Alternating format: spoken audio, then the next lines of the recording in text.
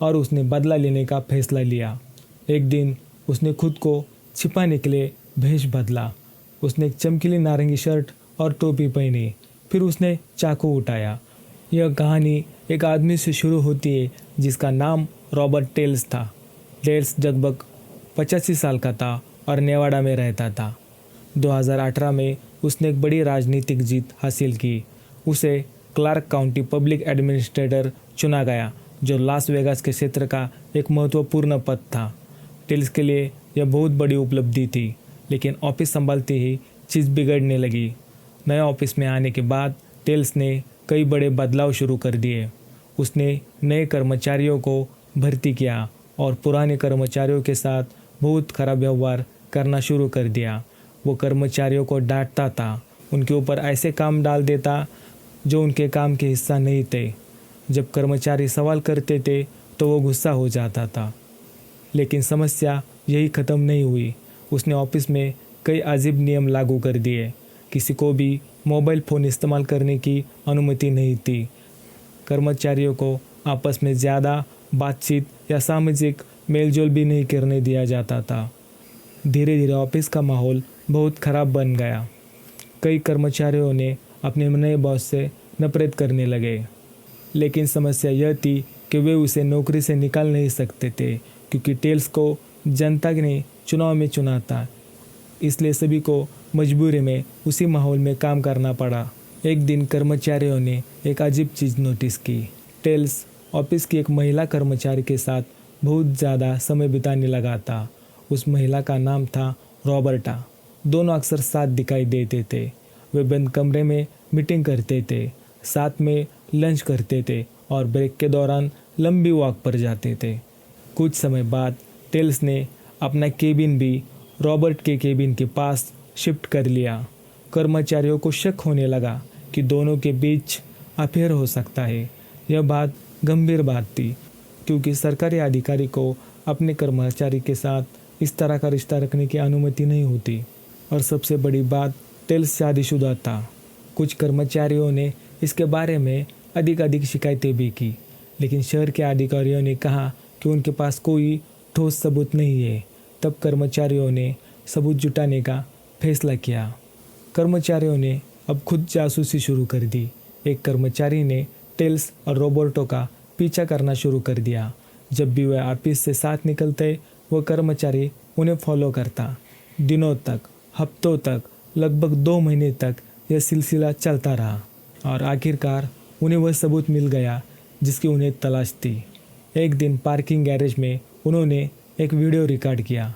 Video में tales और रॉबर्टा car के पिछले सीट पर कुछ करते दिखाई दे रहे थे। जब दोनों कार से बाहर निकले तो रॉबर्टा अपना ड्रेस ठीक करती हुई नजर आई। अब कर्मचारियों के पास मजबूत सबूत था, लेकिन उन्हें किसी ऐसे व्यक्ति की ज़रूरत थी जो इसे पूरी दुनिया के सामने ला सके। कर्मचारियों ने यह वीडियो एक पत्रकार को दे दिया जिसका नाम था जेब जर्मन। जेब जर्मन 70 साल के थे और लास वेगास के सबसे सम्मानित पत्रकारों में से एक थे। उन्होंने दशकों तक भ्रष्टाचार और अपराधों की जांच की थी, इसलिए जब उन्हें यह जानकारी मिली तो उन्होंने तुरंत जांच शुरू कर दी। उन्होंने कई कर्मचारियों का इंटरव्यू लिया और धीरे धीरे उनके पास टेल्स के खिलाफ काफ़ी जानकारी इकट्ठा हुई। 2022 में जेब जर्मन ने लॉस वेगास रिव्यू जर्नल में एक बड़ा लेख प्रकाशित किया। उस लेख में टेल्स के ऑफिस का पूरा विवाद सामने आ गया। साथ ही पार्किंग गैरेज वाला वीडियो भी पब्लिश हो गया। अब पूरा शहर इस स्कैंडल के बारे में बात कर रहा था और टेल्स की छवि पूरी तरह खराब हो चुकी थी। और ये सब ऐसे समय हुआ जब चुनाव होने वाले थे। टेल्स फिर से चुनाव लड़ रहा था, लेकिन मीडिया में आ रही नेगेटिव खबरों ने उसका पूरा कैंपेन बर्बाद कर दिया। यहाँ तक कि उसके ऑफिस के एक कर्मचारी जो उससे बहुत नाराज़ थी, उसने खुद उसके खिलाफ चुनाव लड़ने का फैसला किया और वो चुनाव जीत गई। अब टेल्स का राजनीतिक करियर लगभग ख़त्म हो चुका था। ऑफिस के कर्मचारी उसके खिलाफ थे, मीडिया उसके खिलाफ थी और पत्रकार जेब जर्मन लगातार नई खबरें देने लगा। टेल्स को लगने लगा कि उसकी पूरी ज़िंदगी बर्बाद हो रही है और उसने अपनी गलती स्वीकार करने के बजाय किसी और को दोष देना शुरू कर दिया। टेल्स के दिमाग में सिर्फ एक ही नाम था, जेब जर्मन। उसे लगा कि उस पत्रकार ने उसकी ज़िंदगी बर्बाद कर दी है और उसने बदला लेने का फैसला लिया। एक दिन उसने खुद को छिपाने के लिए भेष बदला। उसने एक चमकीली नारंगी शर्ट और टोपी पहनी। फिर उसने चाकू उठाया और जेब जर्मन के घर की ओर चल पड़ा। पास के घर के सुरक्षा कैमरे में वो रिकॉर्ड हो गया। वो घर के पास झाड़ियों के पीछे छिपकर इंतज़ार करने लगा। कुछ मिनट बाद जब जेब जर्मन अपने घर से बाहर निकले, टेल्स अचानक झाड़ियों से बाहर कूद पड़ा और उसने हमला कर दिया। उसने जेब जर्मन पर कई बार चाकू से वार किए और अंत में उनकी मृत्यु हो गई। अगले दिन एक पड़ोसी ने जेब जर्मन का शव देखा और पुलिस को सूचना कर दी। यह मामला जल्द ही बहुत बड़ा बन गया क्योंकि जेब जर्मन एक प्रसिद्ध पत्रकार थे।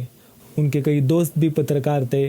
उन्होंने तुरंत सोचना शुरू किया किससे उनकी दुश्मनी हो सकती थी। पहले उन्हें कई खतरनाक लोगों के बारे में सोचा जिनकी जांच जर्मन ने पहले की थी, लेकिन जल्द ही एक नाम सामने आया, रॉबर्ट टेल्स। उधर पुलिस भी जांच कर रही थी और उन्हें कई अहम सबूत मिले। घटनास्थल के पास जो गाड़ी दिखाई दी वो टेल्स की पत्नी की थी और टेल्स के नाखून के नीचे मिला डीएनए जेब जर्मन का था। सबूत बहुत मजबूत थे। आखिरकार पुलिस ने रॉबर्ट टेल्स को गिरफ्तार कर लिया। उस पर हत्या का मुकदमा चला और अदालत में सभी सबूत पेश किए गए। अंत में कोर्ट ने उसे दोषी करार कर दिया और उसे 28 साल की जेल की सज़ा सुनाई गई। उसका करियर ख़त्म हो चुका था, प्रतिष्ठा नष्ट हो चुकी थी और जिस कहानी को वो छुपाना चाहता था वो हमेशा के लिए दुनिया के सामने आ गई।